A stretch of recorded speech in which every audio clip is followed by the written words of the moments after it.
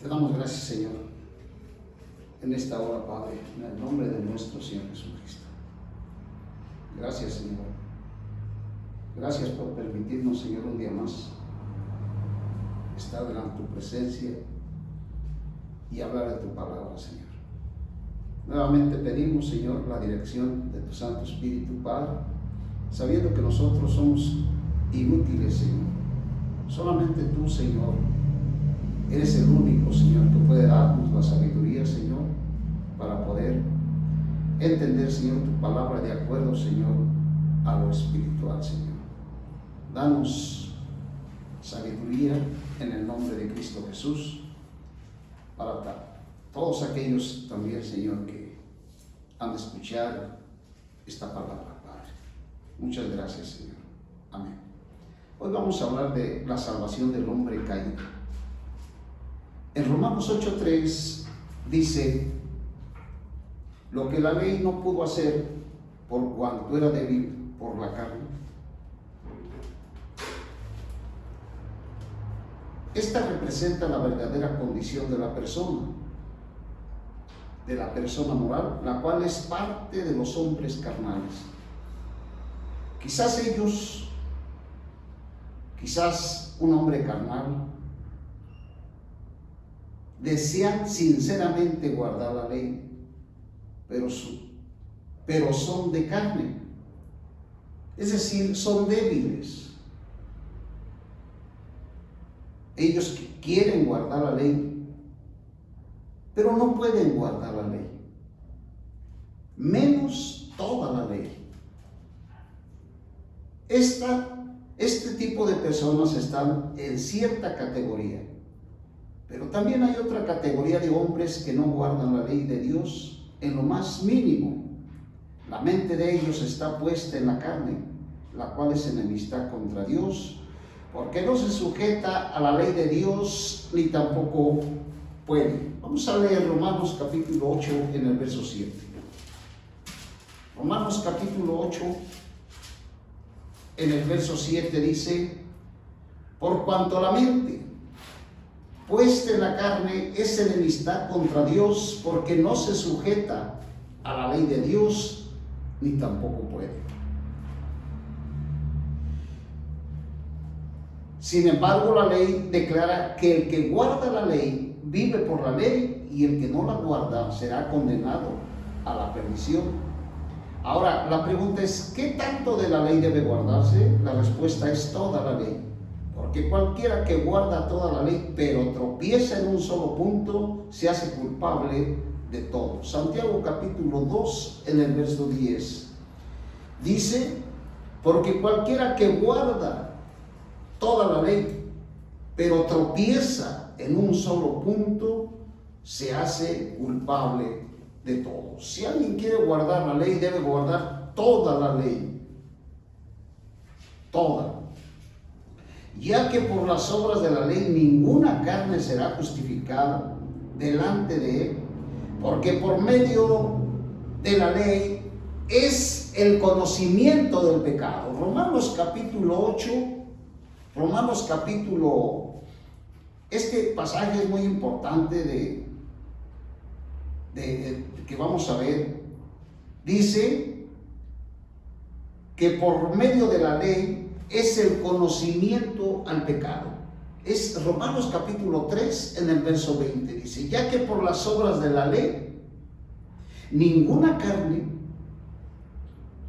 será justificada delante de él, porque por medio de la ley es el conocimiento del pecado. O sea que Dios dio la ley al hombre para que el hombre viera a través de la ley que es un pecador. Para eso Dios le dio la ley a Moisés, para que ellos vieran que son pecadores. Aquí lo dice en Romanos 3:20. Entonces, es el plan de Dios. El propósito de Dios de dar la ley es para que el hombre vea que es un pecador. Aquí nos muestra la condición del hombre y cuán pecaminoso es. Si Dios no le hubiera dado la ley a Moisés, nosotros los seres humanos jamás sabríamos qué tan perversos y pecadores somos. Por medio de la ley nos muestra la condición en la que nosotros nos encontramos, una condición pecaminosa. Debido a que el hombre es pecaminoso, Dios decidió salvarlo, y la forma de hacerlo fue enviar a su propio Hijo en la semejanza de la carne. Qué precioso es que nosotros vayamos entendiendo con qué propósito Dios dio la ley a Moisés. ¿Cuál era el propósito de darle la ley a Moisés? Para que el hombre supiera, conociera, viera que es pecador. De tal manera que cuando el hombre ve la ley, la palabra de Dios, la letra, debe reconocer que es un pecador. Sin embargo, el hombre, cuando vio la ley, quiso guardar la ley. Por eso el Señor dice que cualquiera dice que guarda la ley debe guardar toda la ley. Y dice también que por las obras de la ley ninguna carne será justificada, ya que por medio de la ley es el conocimiento al pecado. Es decir, los judíos se desviaron totalmente del propósito de Dios, con el cual Dios le dio la ley a Moisés. Entonces, debido a que el hombre es pecaminoso, Dios decidió salvarlo. Y la forma de hacerlo fue enviar a su propio Hijo en la semejanza de la carne de pecado. Puesto que su Hijo no tiene pecado, solo Él puede salvar a la humanidad. Él tenía la semejanza de la carne de pecado. Esto se refiere al nacimiento de nuestro Señor Jesucristo en la tierra. Cuando tomó cuerpo humano, Él se identificó con la humanidad. El propio Hijo de Dios, el Verbo, vino en la semejanza de la carne de pecado. Es decir, Él se hizo carne. Dios se hizo carne. Este pasaje nos presenta la encarnación de Cristo. Aquí lo importante que debemos destacar aquí es que Él es el Hijo de Dios y que no tiene pecado. San Juan capítulo 1 en el verso 14. Es muy importante que nosotros pensemos por qué Cristo o por qué Dios se hizo carne en Cristo. Dice en el capítulo 1 de San Juan, en el verso 14 dice: y la palabra se hizo carne. La palabra y Dios es lo mismo. Cristo es la palabra de Dios, Cristo es la ley de Dios, Cristo es la ley, Cristo es la palabra, Cristo es Dios. Y la palabra se hizo carne, es decir, tomó la semejanza de la carne, fijó tabernáculo entre nosotros y contemplamos su gloria, gloria como del unigénito del Padre, lleno de gracia y realidad. Este es el plan de Dios al hacerse carne. ¿Para qué se hizo carne? Para salvar a la humanidad. El texto no nos dice que fue hecho carne pecaminosa, sino que vino en la semejanza de la carne de pecado. Es decir, se hizo carne, teniendo la semejanza del cuerpo pecaminoso del hombre. Aunque Él se hizo carne, siguió siendo el Hijo de Dios, así que permaneció sin pecado. Pero como también tenía la semejanza de la carne pecaminosa del hombre, estaba unido íntimamente con los pecadores que están en el mundo. ¿Cuál fue el propósito de la encarnación del Señor? Fue ser hecho un sacrificio por el pecado. Romanos capítulo 8 en el verso 3. Esta es la obra que la cruz efectúa. El Hijo de Dios vino para redimirnos del pecado. Aquellos que son carnales pecan contra de la ley y no pueden cumplir la justicia de Dios. Por lo tanto, deben perecer, sufrir el castigo. el castigo que merece por el pecado. Pero el Señor vino al mundo, tomó la semejanza del pecado, se identificó completamente con todos los hombres.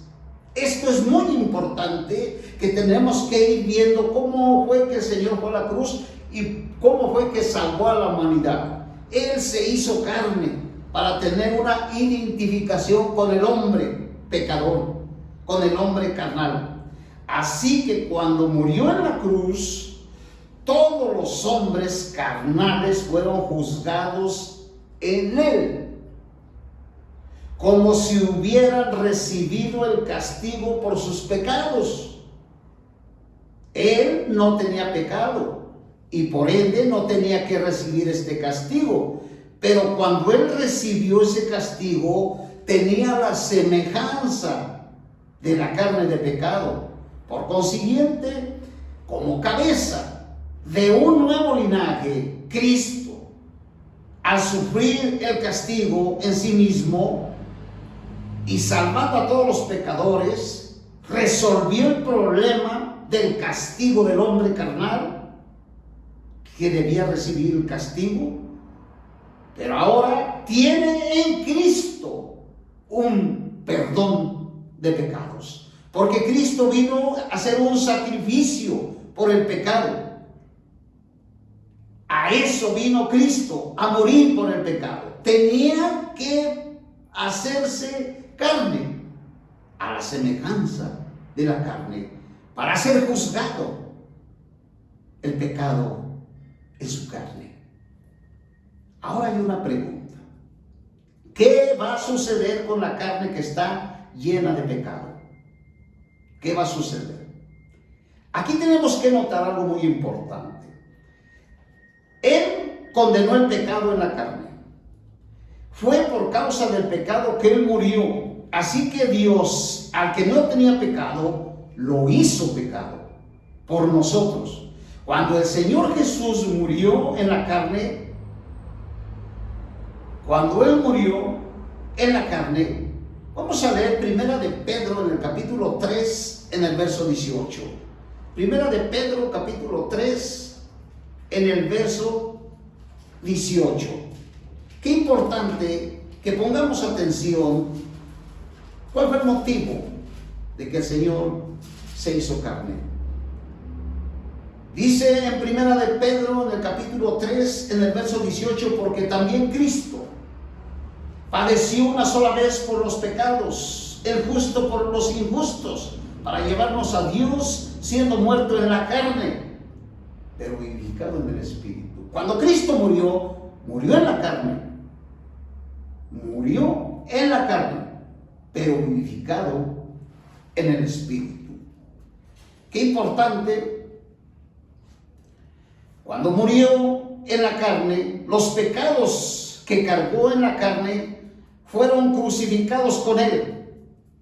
Esto es lo que significa la afirmación de que condenó al pecado en la carne. El pecado fue condenado en la carne. Condenar significa juzgar o castigar. Aquí hay algo bien importante que tenemos que notar. Cristo no murió como un mártir. Los mártires, los que llegan a morir como mártires, cuando ellos mueren, el mundo, la gente les hace estatuas a los mártires para recordarlos y para enseñarle a las generaciones que ellos murieron como unos mártires. Y así el mundo tiene sus mártires. En cada nación hay mártires, gente que murió y les hacen estatua. Cristo no murió como un mártir para que no le haga estatuas. Cristo murió, pero resucitó. Ningún mártir ha resucitado. Entonces Cristo no murió como un mártir porque él resucitó al tercer día. Pero hay algo más que tenemos que señalar aquí. El juicio y el castigo por el pecado es la muerte. O sea, que es juzgar al pecado en la carne, es condenar el pecado en la carne. Esto significa que él dio muerte al pecado. Si somos inteligentes espiritualmente, dice aquí ya nosotros nos vamos a dar cuenta que aquí hay algo. Y que tenemos que tener un espíritu de sabiduría. Porque si nosotros no recibimos esta revelación, no podremos avanzar. Y le podrá buscar de las maneras que quiera buscarle. Pero si no tiene una revelación verdadera de la muerte de nuestro Señor Jesucristo y lo que sucedió cuando Él murió en la cruz, usted no va a poder caminar. No va a poder avanzar. Podrá hacer otras cosas, búsquele por donde quiera, pero no va a caminar. Porque para poder nosotros caminar y crecer en una vida espiritual, tenemos que tener una revelación de la muerte de nuestro Señor Jesucristo. ¿Qué sucedió cuando Él fue a la cruz? ¿Qué pasó? Dice que el juicio y el castigo por el pecado cayeron sobre Él. O sea que allí fue juzgado el pecado en la carne. Fue juzgado el pecado. Cuando Cristo fue a la cruz, el pecado fue juzgado en la carne. Esto significa que Él le dio muerte al pecado en la carne. Cristo le dio muerte al pecado. ¿Quién es el pecado? El pecado es la naturaleza caída donde se encuentra Satanás. Pues Dios le dio muerte en la cruz al pecado. No solamente Él fue a morir por nuestros pecados, sino que Él le dio muerte al pecado. Juzgó al pecado.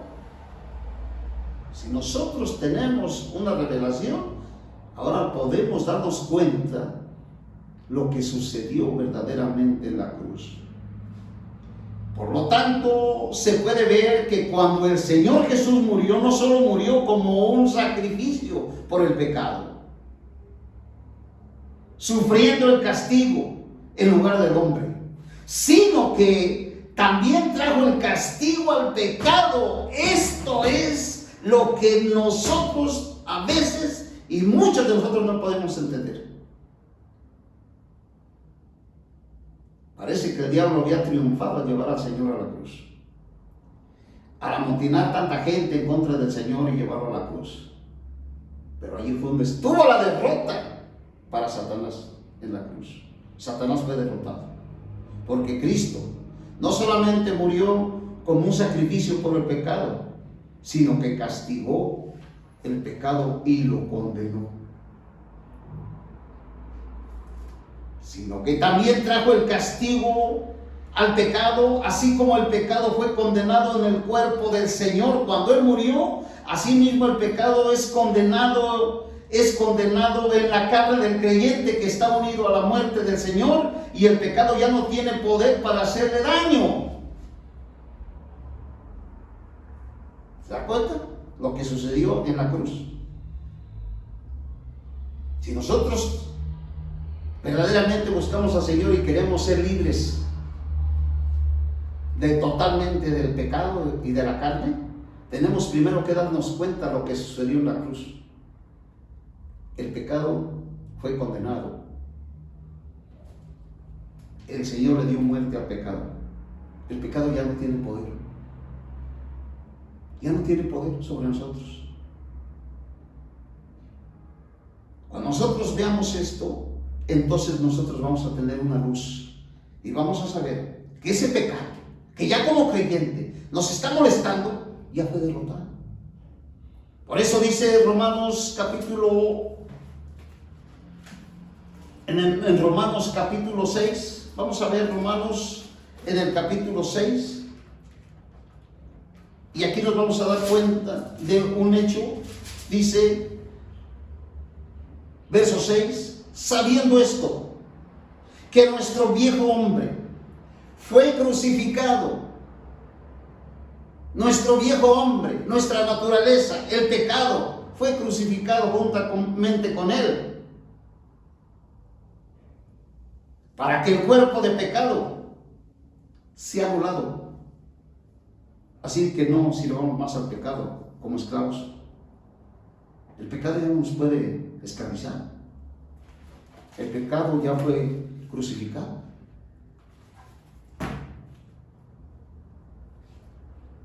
El pecado fue condenado. Hay un pasaje aquí en el Evangelio de San Juan. Un pasaje aquí en el Evangelio de San Juan.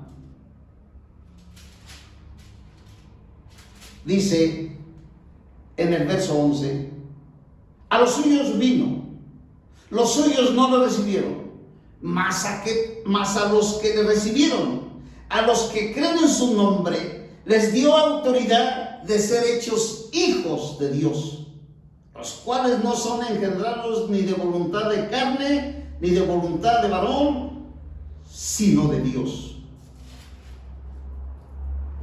Y en el capítulo 1, en el verso 29, este es un pasaje que desde que yo fui bautizado, lo leí y no podía entender y no podía comprender. Por eso le digo que si nosotros no tenemos una verdadera revelación de lo que el Señor logró en la cruz, no avanzaremos. En el verso 29 dice: el siguiente día vio Juan a Jesús que venía y le dijo: aquí el Cordero de Dios que quita el pecado del mundo. Yo decía, pero ¿por qué dice que lo quita? Si yo todavía lo experimento, todavía lo siento, ¿por qué dice aquí que quite el pecado? Sí, porque no solamente Él fue a la cruz a hacer un sacrificio, sino que destruyó al pecado en la cruz. Lo condenó, lo quitó, ya está derrotado. Hablemos de la regeneración. La salvación por la cual Dios libera a las personas es la regeneración. Si una persona no es regenerada, no podrá ser salva del pecado. No hay manera de que una persona, si no es regenerada, no podrá ser salva. No podrá Dios hacer nada por él. La salvación por la cual Dios libera a las personas del castigo que merece la carne, así como su poder, fue llevada a cabo en la cruz, en la cual fue clavado su Hijo. Ahora, Él ha puesto esta salvación delante de todos los hombres, para que todo aquel que la reciba sea salvo. Fuera de la generación no hay la manera de que una persona sea salva del pecado, de la carne, de su yo, de su manera de vivir. No hay. Las religiones inventan cosas para liberar a las personas, y así las religiones llegan ellos a hacer liberaciones a través de expulsiones demoníacas, utilizando la cruz de madera, una cruz que no tiene poder. Y el diablo en su enredo les hace ver que parece que sí se sale de las personas, pero lo único que están haciendo es sacándole esos, y los demonios siguen con otros demonios para meterse en la persona. La persona no va a ser liberada a través de esas expulsiones que los hombres están haciendo. La verdadera liberación de una persona inicia con la regeneración, que es el nuevo nacimiento. Dios ya sabe que no hay nada bueno en el hombre. La carne no puede agradarle, ya que es completamente corrupta y no tiene remedio. Puesto que es absolutamente imposible repararla, Dios no puede esperar que el hombre, después de creer en su Hijo, tenga algo con que agradarle, algo que no sea la carne. Por lo tanto, cuando el hombre cree que el Señor Jesús murió por él y le recibe como su Salvador personal, Dios le otorga una nueva vida, su propia vida. La vida increada de Dios entra en la persona. Esto es lo que la Biblia llama regeneración o un nuevo nacimiento. Dios no cambia nuestra carne, sino que nos da su vida. La carne del hombre, sea regenerada o no, es corrupta. La carne de un pecador es la misma carne que la de un santo. Aunque un hombre haya nacido de nuevo, su carne no mejora. Es decir, yo nací de Dios, nací de nuevo, no para que Dios componga mi carne. Mi carne no tiene remedio. Este es el error también de muchos creyentes que creen que cuando son regenerados su carne va a cambiar. Su carne no cambia. Su carne no es afectada cuando él es regenerado. Tampoco puede mejorarla ni hacerla buena. La carne es carne y jamás puede cambiar. Dios no utiliza su vida para educarlo ni para adiestrar la carne. Él usa la nueva vida que acaba de entrar cuando usted creyó en el Señor, que le da al hombre, para vencer la carne. Por un lado vemos que la carne ya fue crucificada juntamente con Cristo. Por eso es tan importante que nosotros, que estamos viendo esta manera de ver las Escrituras, nos esperemos hasta el final. Porque esto es una gran bendición y va a ser una gran bendición no solamente para unos, sino para muchos. Entonces Dios usa la nueva vida que le da al hombre para vencer la carne. La regeneración es una relación establecida por un verdadero nacimiento entre el hombre y Dios. Por eso hablamos de que un solo bautismo, una sola regeneración. ¿Por qué muchos se bautizan y se bautizan? No han entendido verdaderamente lo que es la regeneración. ¿Se imagina a un padre de familia que tuvo un hijo desobediente? Que el hijo desobediente le diga a su mamá: mamá, vamos a que yo nazca otra vez. Ya no se puede. En el texto original, la palabra nacer, en el sentido de nacer de nuevo, se refiere a andar a la luz e indica que uno nace de Dios. Así como nuestro cuerpo de carne nació de nuestros padres, así nuestra vida espiritual nació de Dios al dar a luz. Dar a luz significa impartir vida. Por lo tanto, decir que nacimos de Dios equivale a decir que nacimos de Dios y recibimos la vida nueva que proviene de Dios. Así como recibimos la vida carnal cuando nacimos de nuestros padres, así mismo recibimos la vida espiritual cuando nacimos de Dios, que es la vida verdadera. Ya sabemos que el espíritu de los seres humanos está muerto. Su alma controla toda su persona. Actúan de acuerdo con las lujurias del cuerpo y no hay nada bueno en ellas. Así que cuando Dios nos salva, debe de restaurar en nosotros la posición de nuestro espíritu para que podamos tener comunión con Él nuevamente. Por lo tanto, cuando creemos en el Señor Jesús, Dios pone su propia vida en nuestro espíritu. Esto no lo hace un caudillo. Esto no lo hace un mártir. Por eso decimos, el Señor no murió como un mártir.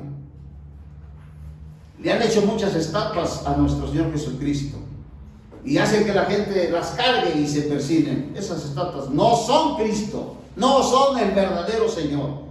Esas imágenes representan la idolatría. Entonces, cuando entra en nuestro Señor Jesucristo, entra en nuestro espíritu, lo resucita. Por eso el Señor dijo: lo que es nacido de la carne es carne y lo que es nacido del espíritu es espíritu. Solo entonces la vida de Dios, la cual es el espíritu, entra en nuestro espíritu humano y hace que recobre su posición desde ese momento. Desde ese momento que el hombre regenerado entra el espíritu como la vida a nuestro espíritu y desde ese momento toma la posición. El Espíritu Santo mora en nuestro espíritu. De esta manera el hombre es transferido a una manera espiritual o a una esfera espiritual. Ahora, en nuestro espíritu que estaba muerto, ahora es vivificado. También se refiere a la vida nueva. Hay un pasaje aquí en Ezequiel, en el capítulo 36 de Ezequiel, en el verso 26. Tenemos que ver aquí algo bien importante. Ezequiel 36, en el verso 26. Dice 36, verso 26. Dice, también os daré un corazón nuevo. A esto se refiere aquí en Ezequiel 36, 26. Os daré un corazón nuevo, pondré un espíritu nuevo. Es decir, nuestro espíritu muerto, desde la caída de Adán, así vivimos con un espíritu muerto para Dios, pero muy vivo para el mundo, esclavizado por el cuerpo y el alma. Pero cuando recibimos a Cristo, nuestro espíritu fue un espíritu nuevo. Pondré un espíritu nuevo dentro de vosotros. Quitaré de vuestra carne el corazón de piedra, os daré un corazón de carne. Pondré dentro de vosotros mi espíritu, en el espíritu humano, y haré que andéis en mis estatutos y mis ordenanzas. La ley, la palabra de Dios que no puedo guardar yo, porque soy débil y no tengo la fuerza para guardar la ley de Dios. Ahora, como el Espíritu Divino entró en mi espíritu y allí Él fortalece mi espíritu, entonces por eso ahora es mi espíritu edificado y tiene el poder de guardar la ley, de guardar la palabra de Dios. Y este es el cambio total. Para aquellos que dicen, toda la Biblia ya no la vamos a guardar, ¿verdad? Aquí está la respuesta. La Biblia, la palabra de Dios la vamos a guardar en el Señor. Hijos, obedecer a vuestros padres en el Señor, no con su fuerza, no con su capacidad, en el Señor. ¡Qué maravilloso! Ahora viene la pregunta aquí. ¿Cuál es la condición para que un hombre sea regenerado? Es decir, ¿cuál es la condición para que una persona nazca de nuevo? Primeramente, no es que haga alguna obra especial, sino que crea en el Señor Jesús como su Salvador. La Biblia nos dice, más a todos los que le recibieron, a los que creen en su nombre, Dios les da potestad de ser hechos hijos de Dios. Esta es la condición, no existe otra. Los cuales no son engendrados de sangre ni voluntad de carne, sino de Dios. Los que creen en el Señor Jesús como su Salvador son nacidos de Dios y por supuesto sus hijos. La regeneración es la base fundamental de la vida del Espíritu. En ella se basa la edificación. Toda edificación posterior sin la regeneración, indiscutiblemente la persona no tiene vida espiritual y por ende no puede tener crecimiento en esta. Si no ha nacido de Dios, si no ha sido regenerado, ¿cómo puede una persona crecer? Para que nosotros creciéramos y fuéramos adultos, primero tuvimos que nacer de nuestros padres. Ahora, para tener una vida espiritual de crecimiento, pues primero tenemos que nacer. El crecimiento se va a dar desde el momento que nosotros recibimos al Señor, el Espíritu entra y nacimos. Ya dijimos que la palabra nacer es dar a luz. Entonces nacimos. Y ahora sí, como ya tenemos la vida de Dios que es todopoderosa, pero como la carne ha vivido muchos años en nosotros y estamos acostumbrados a hacer muchas cosas, entonces ahora tenemos que crecer. Una persona que no ha nacido de nuevo, no puede un hombre hacerla crecer. Solamente naciendo de nuevo, espiritualmente puede crecer. Así como las personas no pueden edificar una casa en el aire, tampoco nosotros podemos ayudar a una persona no regenerada a crecer, enseñándole a una persona no regenerada a hacer bien y adorar a Dios. Es como enseñarle a un muerto, pues no ha recibido la vida espiritual. Es intentar reparar y mejorar la carne. Es decir, hacer lo que Dios mismo no puede hacer o no hace. Qué tremendo, ¿eh? Aquí podemos ver nosotros que verdaderamente las religiones y todo lo que el hombre ha intentado en cambiar al hombre no lo va a lograr nunca. Hasta los hombres más preparados intelectualmente son carne. El doctor es carne. Los abogados, carne. Los ingenieros, los arquitectos, los que van a la luna, todos son carne. ¿Qué hace el hombre? Manda al niño a la escuela para que sea educado. Tratan de educar la carne. Pero ¿cuántas veces nosotros hemos escuchado a los de la escuela y saliendo dicen unas cosas? Una ocasión les decía a unos jóvenes cuando salieron de la secundaria, ¿de dónde salieron? Dice, de la escuela. Le digo, no. A mí se me hace que salieron del mismo infierno por el vocabulario que traen. Entonces el hombre trata de cambiar al hombre. No se puede. Solamente la regeneración. Cuando el hombre regenerado y entra a la vida divina, a su espíritu, entonces sí, vamos a enseñar a la persona, al recién nacido, cómo crecer. Porque también aquí podemos ver el error de muchos que enseñan las escrituras, no saben cómo hacer que los creyentes crezcan. No saben. Entonces la regeneración consiste en recibir una vida nueva que antes no teníamos. A menos que uno nazca de nuevo, no puede ver el reino de Dios. Es decir, no puede ver todos los misterios de Dios, del reino. No puede ni tampoco gustar de su sabor. No importa cuánto el hombre no regenerado haya mejorado su vida, no tiene otro destino que esperar la muerte y el juicio final. ¿Cómo puede uno saber si es regenerado? ¿Cómo puedo darme cuenta? ¿Cómo puede uno saber si es regenerado? Nos dice que una persona regenerada, uno que ha creído en el nombre del Hijo de Dios y ya ha recibido el nombre del Hijo de Dios y ya ha sido regenerado, esto indica que ha recibido la salvación y ya ha recibido la vida de Dios. ¿Cómo puede darse cuenta? Fíjense lo que dice en el Evangelio de San Mateo en el capítulo 1, en el verso 21. El Evangelio de San Mateo en el capítulo 1, en el verso 21. Qué importante es que nosotros, ya como hijos de Dios, crezcamos. Dice en Mateo capítulo 1, 21. Y dará a luz un hijo. Dice, y dará a luz un hijo, y llamará su nombre Jesús, porque él salvará a su pueblo de sus pecados.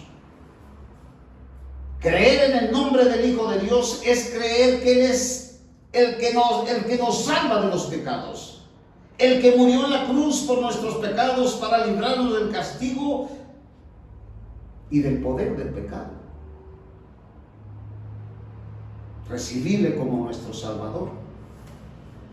Dice en Primera de Juan, en el capítulo 1 de la primera carta de Juan, en el capítulo 1, dice en Primera de Juan 1, lo que era desde el principio, lo que hemos oído, lo que hemos visto con nuestros ojos, lo que hemos contemplado y palparon nuestras manos tocante a la palabra de vida. Y la vida fue manifestada, hemos visto, testificamos y anunciamos la vida eterna, la cual estaba con el Padre y nos ha sido manifestada. Lo que hemos visto, lo que hemos oído, anunciamos también a vosotros, para que también vosotros tengáis comunión con nosotros. Y nuestra comunión verdaderamente es con el Padre, con el Hijo, con el Padre y con su Hijo Jesucristo. estas cosas os escribimos para que nuestro gozo sea cumplido. Tremendo. Estaba yo recordando de que algunos predicadores llegan a decir que cuando ellos mueran es cuando van a recibir la vida eterna. Entonces, ¿cómo nacieron de nuevo? Entonces, esto no ha nacido de nuevo. Una persona que está pensando que hasta que se muera va a recibir la vida eterna, entonces esta es una persona que no ha sido regenerada. Porque ser regenerado es nacer de nuevo, es recibir una nueva vida, del mismo momento que creímos. Entonces esta gente que está predicando que si te portas mal no vas a recibir la vida eterna, pues ¿qué clase de predicación están enseñando?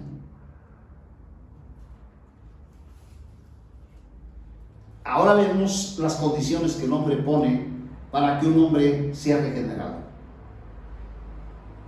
para que un hombre sea bautizado. Hay personas que ponen condiciones para que una persona sea bautizada. Es decir, una persona que ya creyó en el Señor Jesucristo. Si usted le está hablando ahorita a una persona y le está hablando de nuestro Señor Jesucristo, y él se quiere bautizar en ese mismo momento que usted le está hablando, ¿qué tiene que hacer usted? Dice, algunos no bautizan al que cree en el día que la persona cree. No, hasta que se juntan 5 o 10 o 20, o que sea un fin de año para hacer una fiesta y hacer un convivio y entonces bautizarlos. Esto no existe en la Biblia. Esto es actuar conforme a la carne. Otros llegan a decirle a los que quieren bautizarse, primeramente los mandan y los obligan a que vayan y prediquen el evangelio del reino, y luego de muchos días o meses o años los bautizan. Esas son las condiciones de los hombres. Y de esos hay muchos que así acondicionan a las personas. Otros les dicen, primeramente antes de bautizarte, quiero ver tu comportamiento, ver cómo te portas. Según vaya viendo tu comportamiento, entonces te bautizamos. Es decir, que primero le está diciendo a la persona que debe de ser un santo y luego venir al bautismo. ¡Qué engaño y qué mentira! Desde el mismo momento que una persona cree en nuestro Señor Jesucristo, desde ese mismo momento la persona tiene que ser bautizada. Vamos a ver aquí unos pasajes donde nos habla la Escritura. Vamos a ver Hechos de los Apóstoles, capítulo 2, en el verso 36. 2:36 de Hechos. Hechos de los Apóstoles. Ese es un asunto que nosotros tenemos que hacerlo, tal como dice el Señor. 2:36 de Hechos de los Apóstoles dice: sepa pues ciertísimamente toda la casa de Israel que a este Jesús a quien vosotros crucificasteis, Dios lo ha hecho Señor y Cristo. Al oír esto se compungieron de corazón y dijeron a Pedro y a los demás apóstoles: hermanos, ¿qué hacemos? Pedro les dijo: arrepiéntanse y bautícese cada uno de vosotros en el nombre de nuestro Señor Jesucristo para perdón de nuestros pecados, y recibiréis el don del Espíritu Santo, porque para vosotros es la promesa, y para vuestros hijos y para todos los que están lejos, para cuanto el Señor nuestro Dios llame. Y con otras muchas palabras testificaba solemnemente y les exhortaba diciendo: sean salvos de esta perversa generación. Y los que fueron y recibieron la palabra inmediatamente fueron bautizados, y se añadieron aquel día como 3,000. En Hechos de los Apóstoles, en el capítulo 8, en el verso 26, 8:26 de Hechos de los Apóstoles, dice la Escritura, Hechos 8: un ángel del Señor habló a Felipe diciendo: levántate y ves hacia el sur por el camino que desciende de Jerusalén a Gaza, el cual es desierto. Entonces él se levantó y fue, y sucedió que un etíope eunuco, alto funcionario de Cadence, reino de los etíopes, el cual estaba sobre todos sus tesoros, había venido a Jerusalén para adorar. Volvía sentado en su carro leyendo al profeta Isaías. El Espíritu Santo le dijo a Felipe: acércate junto al carro. Acudiendo Felipe, le oyó que él leía al profeta Isaías y dijo: ¿pero entiendes lo que lees? Él dijo: ¿y cómo podré si alguno no me guía? Y rogó a Felipe que subiese y se sentara con él. El pasaje de las Escrituras que leera era este: como oveja al matadero fue llevado, como cordero mudo delante del que lo trasquila, así no abrió su boca. En su humillación se le negó justicia, mas su generación, ¿quién la contará? Porque fue quitada de la tierra su vida. Respondiendo el eunuco, dijo a Felipe: te ruego que me digas, ¿de quién dice el profeta esto? ¿De sí mismo o de algún otro? Entonces Felipe, abriendo su boca, comenzando desde esta escritura, le anunciaba el evangelio de Jesús, yendo por el camino a cierta agua, y dijo el eunuco: aquí hay agua, ¿qué impide que yo sea bautizado? ¿Cuál es el requisito para que una persona se bautice? Felipe dijo: si crees de todo corazón, serás salvo. Y respondiendo dijo: creo que Jesucristo es Dios, es el Hijo de Dios. Mandó parar el carro. Descendieron ambos al agua, y Felipe y el eunuco, y lo bautizó. ¿A quién esperaba? Felipe no le dijo: espérate que llegue Pedro, vamos a ver a los apóstoles, vamos a la iglesia, vamos a hacer un convivio. Él inmediatamente lo bautizó. Este es el único requisito. No necesitan estar más que el que le está predicando y el que está bautizándose. Dos nada más. No necesita juntar a todos los hermanos para hacer este bautismo. No, solamente necesita que la persona crea, y si en ese momento él desea ser bautizado, tiene que ser bautizado. Esta es la manera y este es el requisito para que una persona sea regenerada. Por eso la Iglesia Católica ha ido en contra de la palabra de Dios, bautizando a los niños que ni saben ni entienden lo que es el Evangelio. Si ellos, siendo grandes y adultos, verdaderamente no entienden lo que es el bautismo. El bautismo no es un rito, es una realidad, es una comunión, es una unión entre nuestro espíritu con el Espíritu Santo. Es un nuevo nacimiento. Cualquier persona puede tener 12, 13, 15, no sé los años que tenga. El requisito es que él vea lo que significa la muerte de Cristo para su vida. Y si él lo cree, la Biblia nos dice que con el corazón y con la boca, con el corazón se cree para justicia, pero con la boca se confiesa para salvación.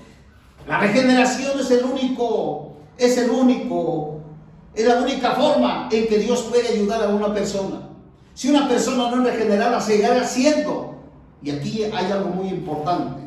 Cuídese, porque el diablo no puede hacer cosas indebidas. ¿Cuánta gente se ha metido en muchos problemas por andar en la carne y no recibir a Cristo? Usted está peligrando. Si usted no recibe a Cristo, mañana quién sabe qué será usted. Pero una persona sin Cristo es una persona condenada a la esclavitud de Satanás. Rogamos en esta hora para que todos reciban a Cristo, y esta es la única manera de ser hombres espirituales y ser hijos de Dios. Te damos muchas gracias, Padre, en el nombre de nuestro Señor Jesucristo. Sabemos que tú eres el único. Tú dices en tu palabra: yo soy el camino, yo soy la verdad, yo soy la vida. Nadie viene al Padre si no es por mí. Solo tú, Señor, puedes llevarnos al Padre, Padre. En esta hora, Señor, te damos gracias en el nombre de Cristo Jesús.